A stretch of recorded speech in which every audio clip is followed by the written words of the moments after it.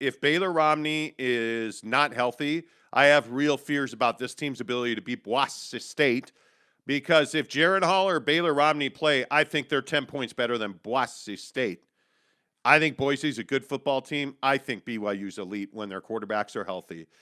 We saw pretty good offensive line play. I think we saw, again, wide receivers with elite athletic ability. And the only question I have is their ability to execute this offense if Jacob Conover is in the game. And I just don't see that that's a possibility. Now, of course, if he's going to be the guy, he's going to have a week of preparation, and that's all well and good. This team needs Baylor Romney. And I've said this for 2 weeks now since he came in to end the Arizona State game. In my opinion, I believe that Baylor Romney's the best quarterback for this team to win a national championship. If they were to get to a playoff and they were going to win a bowl game and they were going to win a playoff game, and he'd be the guy to take you there. I just don't think that Jaren Hall is the complete package that Baylor Romney is. Now, having said that, we're way ahead of ourselves here. You got to go ahead and beat Boise State, right? To do that, you better hope that Baylor Romney is good to go. Because if he has a concussion and he is unable to play in that game, I have real fears about their ability to win it. Because as we said on Friday, they are not convinced that Jaren Hall's ready to go. Ribs are a tricky thing. And everybody who's buying into this idea that, oh, it was just the win that got knocked out of Jaren, very clearly it's not. He was not able to do all of the things he needed to do to show that he could be a full practice participant. And the verbiage that was used to me was range of motion. As a quarterback, if you don't have range of motion, you can't play the game of football. These two, you got to have one or the other. And if you're a BYU fan, Jake, I think Baylor Romney's the guy that I would be hoping would be under center against Boise State. Yeah, well, and I think that, the thing with Baylor and it just is, for Jaren, it's unfortunate, but, the thing with Baylor is, the ability to pass in football, the ability to be a prolific passer is significantly more valuable than the ability to be a prolific runner. And I think that, Jaren has shown the ability to run and dominate a team on the ground, and he's also shown that he can throw it a little bit, but not nearly to the level that Baylor can. And I think that I'm not the one on the show who happens to like Baylor more than Jaren. I think that Jaren is a dynamic talent, but I do agree that when you start playing big time football and you start playing teams that have really good defenses and you got to fit the ball into places, well, you're obviously going to go with the guy who has a better passing skill set. So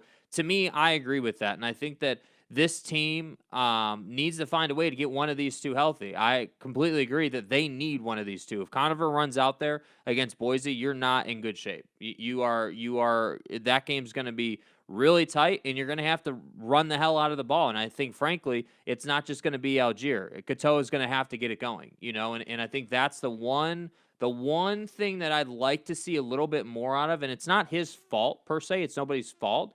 I just think that Algier was so hot against Utah State. He was just I'm going to take over this game mode, beast mode, basically, that I don't think Cateau got a chance, really. I think he had like five attempts or something like that. It wasn't like he got a big workload. So Yeah. if Conover runs out there, I think you should expect a heavy, heavy dose of both of those two, and with a game plan to facilitate running the ball a lot.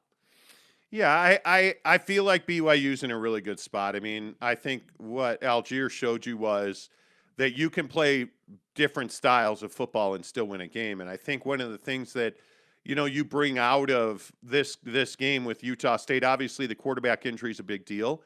But what you bring out of it is that, wow, you have depth on this team. And I think one of the things that, you always hear about BYU is, oh, well, they can't contend with the big boys because they're not deep. And they're too deep, isn't deep enough. Well, you know what? In my opinion, I don't think that's an issue anymore.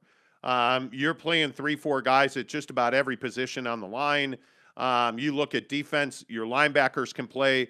Now, the one position on the field, obviously, that concerns you about BYU outside of the quarterback injuries is the secondary. I think you have some coverage issues when it comes to top-end speed.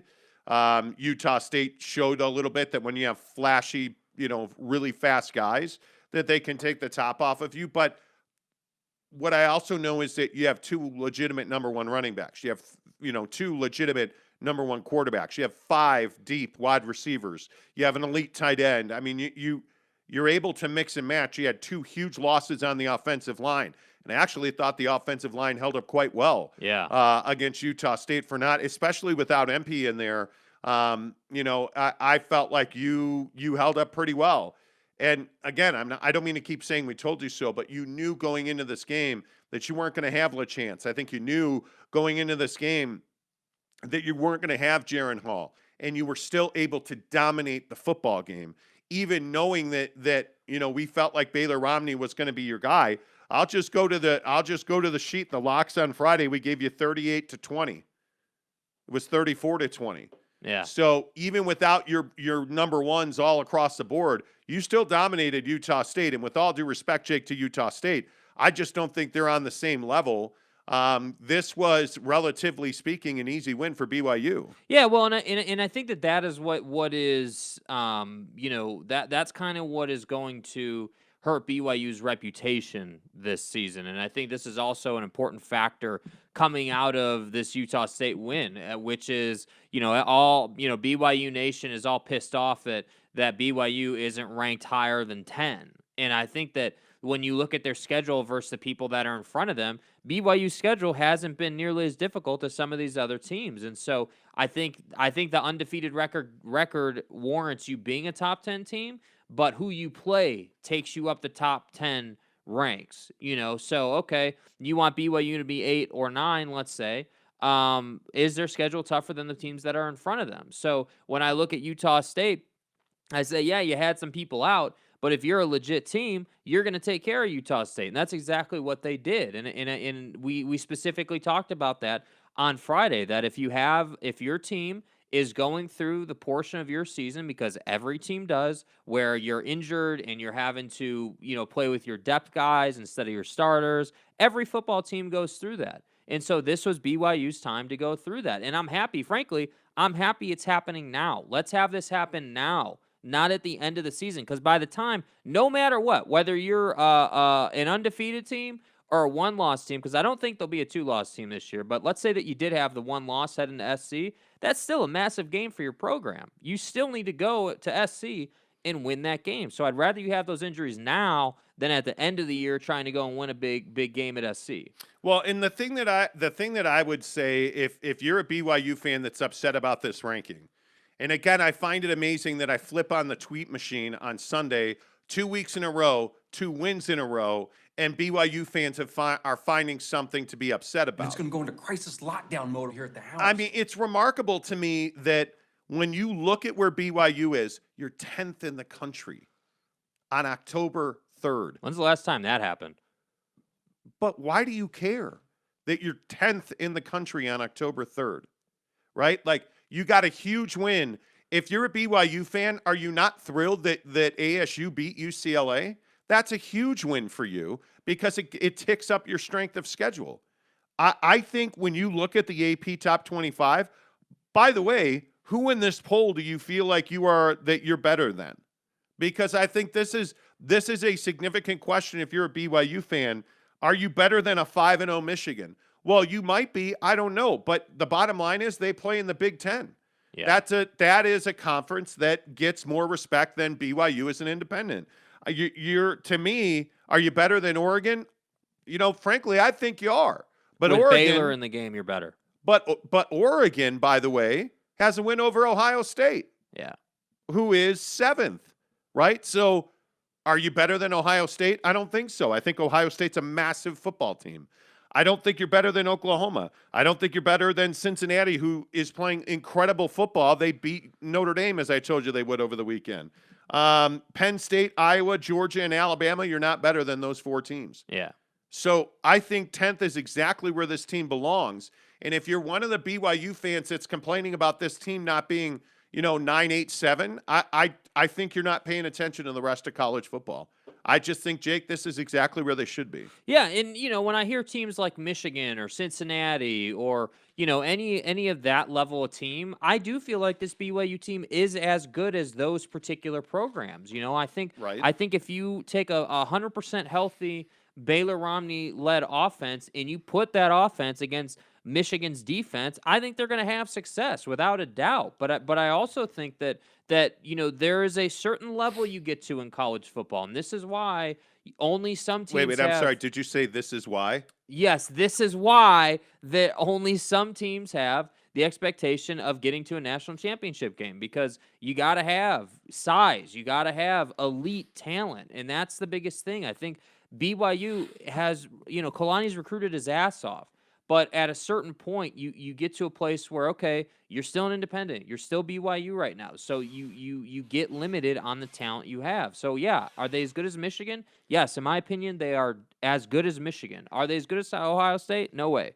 No way, no how, not going to happen. Oregon, yes, they're as good as Oregon in my opinion. I think they could hang with them. Yeah, it'll be interesting to see how the rest of this season plays out, because your big wins, so to speak, I think largely come to an end in the next 2 weeks. I mean, Boise State gets a lot of respect in this country. I think Baylor's is a good opponent. An incredibly disappointing performance out of the Baylor Bears over the weekend. BYU should win these next 2 games, and if you do that, you're probably going to be top 7 in the country. But think about it. Who's BYU's big win? Ideally, it would have been Utah, but Utah has not been good. So now, is that really a big win? I mean, Arizona State's a very nice win. Yeah, Arizona State, and you're right, especially after them beating UCLA. That really helps you. Arizona State's a very nice win. I don't care what year or how you beat USC.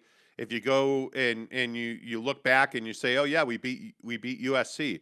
We ran the table against the Pac-12. Those are good wins. That's got a nice ring to it, right? I mean, if you end this season undefeated, you're probably going to the playoff. I mean, you're gonna if not, you're gonna be in a New Year's Six bowl. Yeah, and you're gonna have a legitimate shot at the playoffs.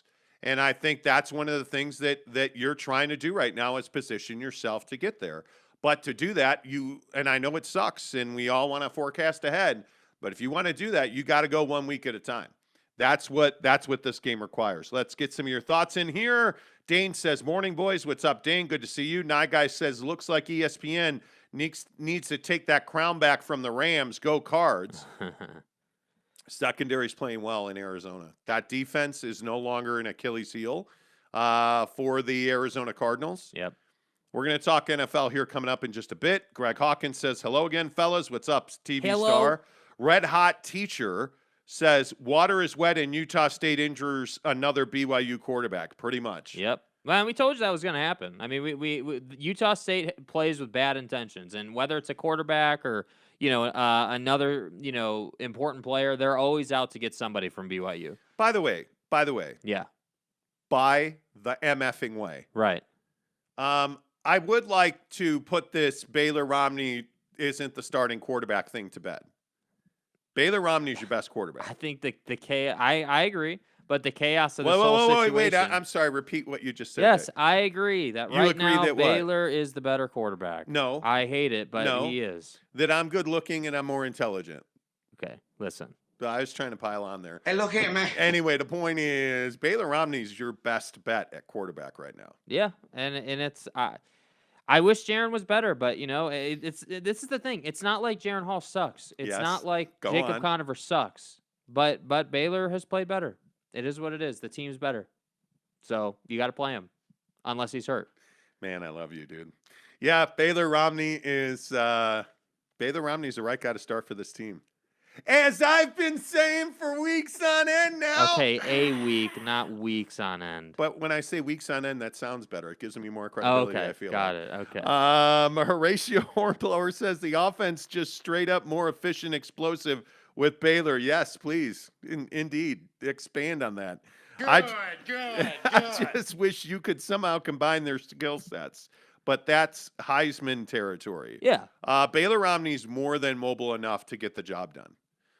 But now you got to worry. Once you have a concussion, you worry about that next concussion, because it's not a matter of if, it's when that next concussion shows up. CJ, good morning to you. He says, we will be fine. How about that defense holding USU to 22 yards of rushing, averaging over 200? People need to get over the fire T crap. The fire T crap. I don't know what fire T crap is. Yes, it's more difficult than 1 P5 with Cincinnati. The blind swordsman DS says, I'm very grateful BYU is top 10. What pisses me off is BYU fans are like, BYU played bad defense. They gave up 22 rushing yards. Give me a break. Yeah, Three-fourths of this is inaccurate. yeah. I mean, listen, if you come out of a college football game and you didn't give up 21 points, it was a very good night. It was a very good night. Your defense pressured the quarterback. Your defense hit the quarterback. Your defense was in the backfield. Yeah. Your secondary, yes, your secondary has some issues. They can tighten that up. But the secondary made plays. At the way Chaz Ayu is playing right now, how are you anything but thrilled with this defense? Listen, dude, they dominated up front on both sides of the football, and it's not to take anything away from guys like Chaz Ayu or the secondary or anything like that. But the fact of the matter is in football, when your defensive line is forcing the quarterback to roll out constantly, and he's having to make throws on the run, your secondary is going to eat. I mean, that's just how it is. And I think that this BYU defense, yeah, it does need some work. I agree with that, but they played damn well, dude. I mean, again, I don't care who you're playing. You allow 22 rushing yards, like that's domination. You're forcing them to basically pass only, and when you can do that, now this prevent too high safety setup that they like to run works perfectly fine, because now what are you doing? You're forcing them to throw into the meat of your defense, and that's what you want. Yeah, and I think, again, I'll just go back and say, I think you're going to be fine no matter who the quarterback is, including Conover. I think if you had, and what's the right way to say this? If you had been solely focused, on preparing one quarterback, and if Jacob Conover had been the one quarterback that you were, concentrating on, focused on all week, he'd have played a much better game. But when you throw a young man into that kind of situation, into a big game for one of the best teams in the country, of course there's going to be nerves. So I actually think he did just fine. 5 of 9, 45 yards, didn't turn the ball over. He did fine. Yeah, I don't think, though, that he's prepared to be not that they're going to ask him to be a long-term solution, but I don't like the prospect of Conover playing for, let's just say hypothetically, 2 or 3 weeks on the long end. Like obviously Jaren, I would expect Jaren to be back this week, but maybe not. Like, I don't know. They're kind of being, to be honest with you, like, I feel like they're kind of being a little coy about how bad this injury is. They're not really disclosing. As you would assume. I mean, yes and no, though. Like, I feel Jake, like it's HIPAA. I know it's HIPAA. Before they announce his injury, they need to do significant research on their own. I think that's HIPAA. Yeah, I know. Significant research. Got to see if it actually works. We don't know the long-term side effects. I understand. I mean, and if you haven't called Andrew Wiggins, why not? Yeah. Do you want to set up the meeting? I'll stop. I'm being a jerk. The point is, I think ribs are very difficult to diagnose and prognosticate. Well, unless you're smoking them, and then they're easy. Then that's, you go to barbecue pit stop. But the point is, listen. I think Jacob Conover would be a better player with a week of preparation. Yeah. All I'm saying is, I think you better hope and pray and tithe that Baylor Romney's back. Spinal. You know what I'm saying? Like, I don't know if it's a spinal with your brain and your spine together and stuff. But the point is, I think it's pretty clear that Baylor Romney's the guy that you need back there. And again, I think Jacob would be, if he's the guy, if that's who you got to roll with, he's got a week of preparation. He's to the get guy. there. He's the guy. He's our friend. That's love. Zachary Thornton says, although I understand the hesitation with Conover, this guy was a record holder in Arizona, recruited and said no to Alabama. Focus reps changes everything. But the no to Alabama thing is a pretty frequent message. None of that matters anymore. Yes, he was a highly recruited quarterback, but it's what you do when you get in the game. Like, and this is why Jackson Dart at USC is the perfect example. Jackson Dart said no to everybody else, and he got in the game and he threw the ball all over the field. Jacob Conover got in the game and he didn't. He's just not ready. You know what I mean? Like, that's the thing that sometimes you just have to embrace that. Yeah. That, hey, maybe a rookie just isn't ready. And I think if you have a week of preparation in college, that allows you to get him ready. So I think they're going to be fine at quarterback. The night guy says it's called picking the fly shiz out of the pepper. Okay. Okay. Sure. If BYU isn't injured, they are actually in the top 4. They're not. No, they're dude, not. no way. Jacob Alley. No, they're not. No, Jacob. they're not. Sorry, man. 10th is perfect ranking for BYU. When they're mostly healthy, they're a top 10 team. And I don't think Why do you care? As long as they're top 12, who cares, right? Because you just got to get in. Well, there's vanity in being the top 10. That's why fans care about it. Sure. But I think the biggest problem, honestly, I think when from like a rankings perspective, the biggest issue for BYU right now is they don't have the signature LSU win or the signature Ohio State win or like, that big early season game win where you can hang your hat on that. And this is the problem with the Pac-12 being crappy. bad. I mean, it's a bad league this year, and this isn't the Pac-12 feeding on itself. This is the Pac-12's not very good. Yeah. I mean, the elites are not elite. I have no idea who the best team in this league is. I really don't. I thought for sure it was UCLA, and you got handled at home. And I know the Rose Bowl's almost no home field advantage, but you got handled at home by ASU, who is one of the most undisciplined football teams in the country at this point, and you just couldn't stop them. Ninja Hipsta Flav. Okay. Says, what up, boys? What's up, Ninja Hipsta Flav? Hello. Gabriel Kearney says, I'm a little disappointed that Baylor lost this weekend to Oklahoma State. That would have set up a big-time ranked matchup to strengthen BYU's resume. Exactly right. Exactly right. Josh Levern says, they named Baylor Romney. Sounds like Mitt Romney and Art Briles had a baby. Wow. None of them are hillbillies. Yeah, I'm not. That's a bit. Art Briles. No. No. Nope. Nope. Not doing it. I mean, Jacob Ally says, as long as we have Hall or Romney, it's fine. Okay. Tanner Plummer says, a character win by BYU, losing your second string QB, down multiple O linemen, playing a depleted secondary, yet still took care of business. Exactly right. Yep. CJ says, DC can't remember how to spell. You mean Tuiaki? You're talking about Tuiaki. Can't remember how to spell his name ever. Yeah, I get that. Also, fire team means fire Tuiaki. That's ridiculous. Yeah. Arizona winning and getting ranked again makes BYU look better. Truth. Gabriel Kearney says, I think Malik Moore deserves more credit for how solid he's been for BYU's defense. I mean, that interception was, just the hands. Sensational. To make that interception were fabulous. Greg Hawkins says USC should hire Sean Payton. Well, we can't, how much further can we go without talking about Urban Meyer? Herbs. This Herb is alert. ridiculous. We got an herb alert. Did anybody see the video of Urban Meyer over the weekend? So the Jags lose on Thursday night. They're 0-4.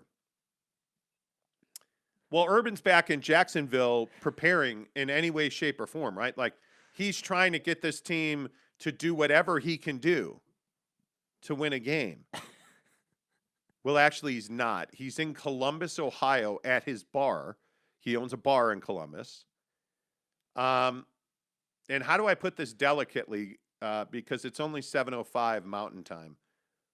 He was allowing a woman to grind on his hand, and it was not his wife. And there's videos of it all over the place. There's pictures of drunk Urban with college co-eds. That downstairs kitty cat is not yours to have, okay? And everyone's like, oh, he's trying to get fired by Jacksonville so he can get the USC job. If you felt these balls. Here's a question for you. Stop it. Here's a question for you. If you're USC, if you are USC and you hear Jake playing drops like that, and I'm just curious, if you're USC and you know that this is a guy who has allowed domestic violence to flourish on his Ohio State staff, who had Aaron Hernandez, Rainey, all these other guys on his team at Florida, and now he's allowing a college co-ed to grind on his hand at a bar where he's drunk. And you're Carol Folt, the president at USC. This is the guy you're hiring? This is the guy. What, Lane Kiffin wasn't available? No, he's still in a tarmac. Steve Sarkisian's not available? You're not hiring Urban Meyer at USC. So even if he does get that run out of Jacksonville, USC's not hiring Urban Meyer now. That's over with. You're on tape cheating on your wife. You are on tape with a college-age girl grinding on you at your bar. Yeah. While you're hammered drunk and you're married. Let's hire him. He'll take care of our young men. That seems like a good idea. He'll take care of our young men. He's a maker of men. Stop. Urban Meyer, and I love that everybody is saying this, right? Like, oh, he's just trying to get fired from Jacksonville so he can go to USC. USC ain't hiring him. President Folt, there's no way she's hiring him. It's over. He is not getting the job at USC. Yeah. He's not. It's Sorry. not good, dude. And this has been going on. This conversation with Urban Meyer has been going on for decades at this point. And it's like, how long and how far can Urban push it until his character starts to matter? Because I've always been a firm believer, man. At some point, your character as a man matters when you're trying to get a job. And I think, whether we're talking about, average Joe Schmo or Urban Meyer, and you can't just go out and do whatever you want to do. I don't even care the ramifications this has on his marriage. I don't care about that. He made that choice. But I more care about this whole conversation about hiring a guy like this. You can't just go and hire anybody you want at USC. No. You're not Stony Brook, bro. I got news for you. You're USC. So yeah, I agree. Urban's out of this thing for sure. I would agree with that. Let's see. Greg Hawkins says USC should hire Sean Payton. Why would he leave? Yeah. Joshua Lovren says, Daryl, Arizona would need to win out and look good doing it. James Knight says, can Boise State beat BYU? Yeah, oh, sure they can. Let's figure out who the quarterback is. To me, anyway. Josh Lovren says, Urban's wife was liking tweets that she deserves better than Urban. Truth, she was. She does. She was. And I would agree. That yeah. Makes me want to puke. It is, I don't know, man. I don't know what you do. Nick Hines says, oh man, Monty, those Bears winning over the winless Lions might as well give Nagy the coach of the year. Exactly right. Stop. Like, it's amazing what happens when someone else is playing calls and they go down the field, huh? Dude, that's so frustrating. That is so frustrating. Yeah.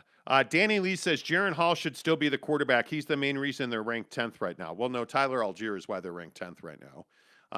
Depth is why they're ranked 10th. And I would remind you that Baylor Romney came in and threw the rock all over the field against USF. Yeah, I just think it's the total package that BYU is rolling out there. I don't think it's any one guy. I mean, Jaren Hall has played – has Jaren Hall been elite at any point this season? I'm going to say he hasn't been. Jaren Hall is a guy who lives on the 5 to 7 yard throw. And then usually once a game, he will break you off with a big run. But their offense is far more explosive with Baylor Romney in the game. I mean, and the thing that a lot of people don't want to talk about is which one of these quarterbacks makes Tyler Algier a better running back. Yeah. Because that's what you need. That very clearly is Baylor Romney. Yeah. When you look at the ability to throw the ball outside the hash, and really when you look at the ability to throw the ball outside the numbers to the boundary, or throw from the opposite hash, like that's no Baylor Romney. Dude, there's no stone left unturned on that field when he's at quarterback. You have to defend the entire field, like north and south, east and west. The whole field is at your disposal when he's your quarterback. And I think that the tough part is, like, I really like Jaren. I do. I like the dual threat setup. I think you have to do it a specific way. I think you have to execute it the right way. Yes. I like Jaren a lot. The problem is that this is the age-old discussion. This is what we're seeing with Jimmy G in San Francisco. Your best ability is your availability. And it's really frustrating that Jaren got hurt. But how did he get hurt? Remember how he got hurt. This isn't any kind of, there's no confusion here. He got hurt running the football. And that's what you can't do as a dual threat quarterback. You can't put yourself in compromising positions, because when that happens, then the gunslinger and Baylor Romney comes in and you lose your job, which I firmly believe he has lost his job. Like, I just, How is anybody going to say, okay, cool, what we've seen from Baylor versus what we've seen from Jaren, yeah, Jaren's my starter. How are you Yeah, going to do that? and I think the more difficult thing here is if Jaren's not able to play against Boise State and you play Baylor Romney, if Baylor's able to play, Yeah. and he continues to look good, I don't know how you come back for what then will be the biggest game of the year against Baylor, of which I would assume Jaren Hall would be ready to play.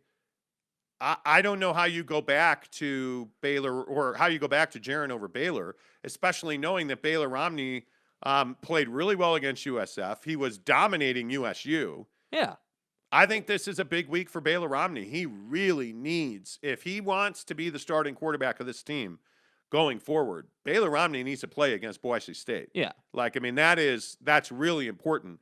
And I understand that you're looking at a situation where Jaren Hall lost his job through injury, but it doesn't matter. I'd remind you what happened when he got hurt. What did Baylor Romney do? Baylor Romney came in and threw an incredible touchdown pass to really salt away the ASU game.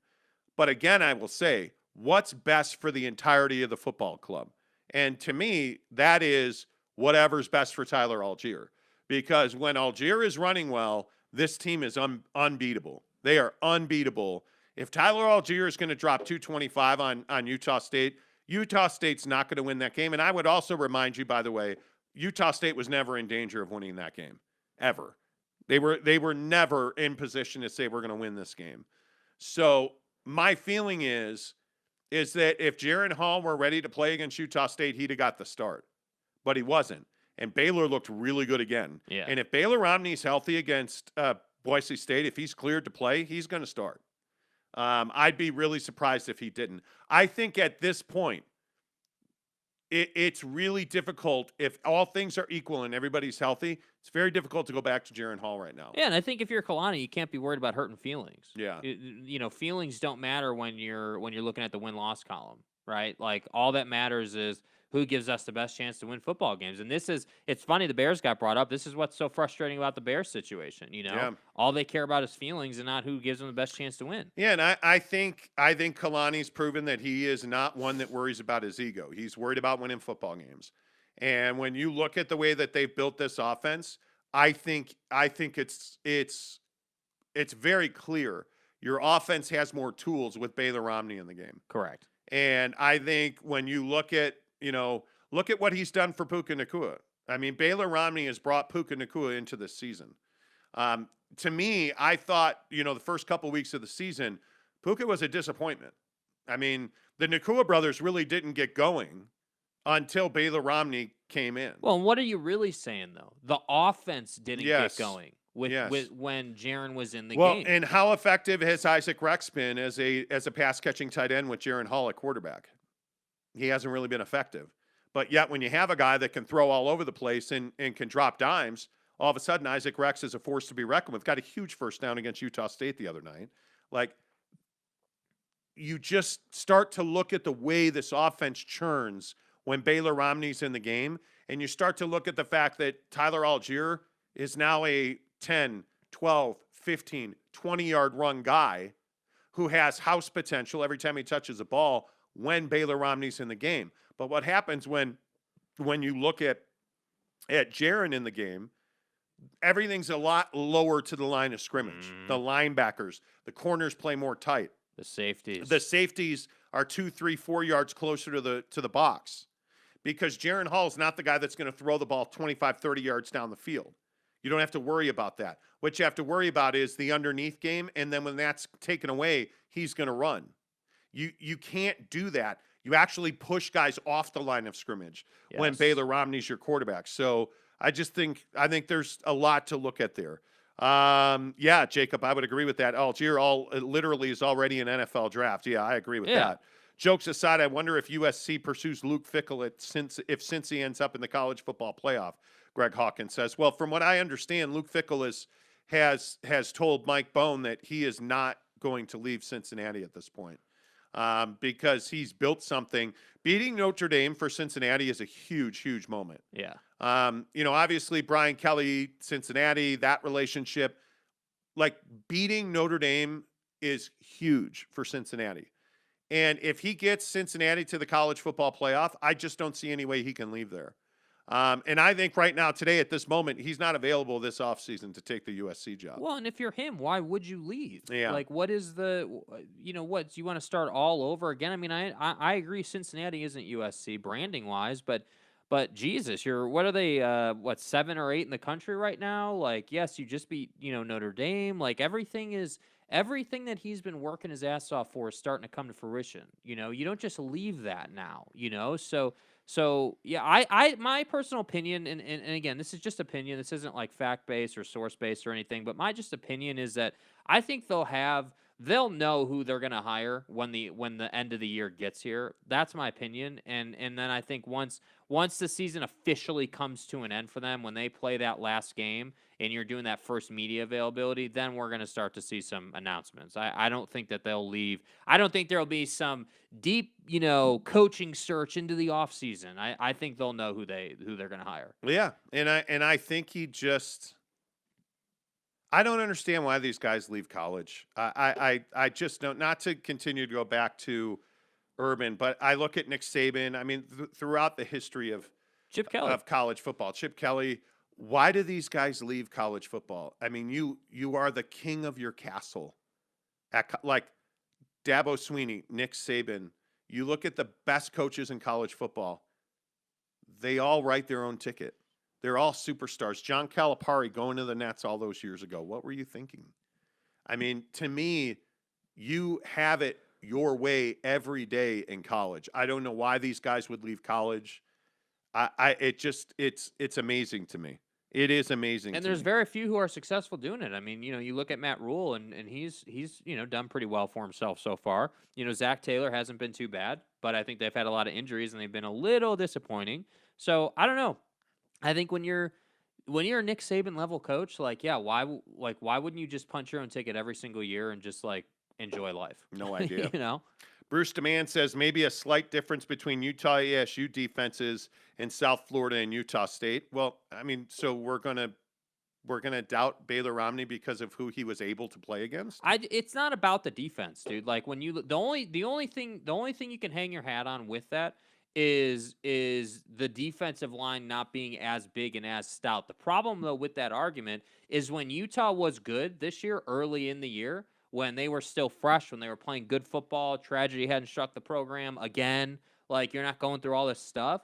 They dominated that offensive or that defensive line. That offensive line protected them all day, and they ran right through it. So that's why I say, yes, I think there's a limit. Like if you were to roll up and play Alabama or Georgia or any of the best, clearly the best teams in the country, well, yeah, your line is probably not better than their line, but the fact is when I look at Cincinnati, Michigan, even Notre Dame, I think BYU could hang with those teams. But I also look at the way that Jaren played. I mean, you're talking about 5-yard touchdown pass, 2-yard touchdown pass, and in the Utah game, he caught a touchdown pass. You're not talking about over the top chunk plays. When you are BYU and you have a guy with the arm that Baylor Romney has, it doesn't matter who your defense is, because your offense at that point is dictating to the defense. Yeah. And then when you can bring a hammer like Tyler Algier, I mean, you're dictating the style of that defense. Dude, he tortured that Utah State secondary. Like Tyler Algier ran them over repeatedly. It's impressive, dude. I don't care who you're playing. That's impressive. He's a stud. I mean, he is absolutely a stud, and I think when I go back to, Tyler Algier's unbelievable. Needless to say, though, the Baylor game that's coming up here in a couple weeks, was it 2 weeks now? I think it is, right? Yeah. They have Boise and then it's Baylor. When you got to win the Baylor game, yes, Boise is a threat, but assuming that Romney's ready to go, that's a game that you really should win. And then I look at the Baylor game and I'm like, okay, if you get to that game 6-0 and you're playing for your 7th win down there, I'm just sitting here saying, okay, you win the Baylor game and you go 8 or 7-0. Now there's no questioning that you have to be a top 8 team, because you're at that point you're 7-0. You just beat Baylor. You've got momentum now. So I just think that at the end of the day, right now where the program is at, get healthy, and be ready to go for when Baylor gets here.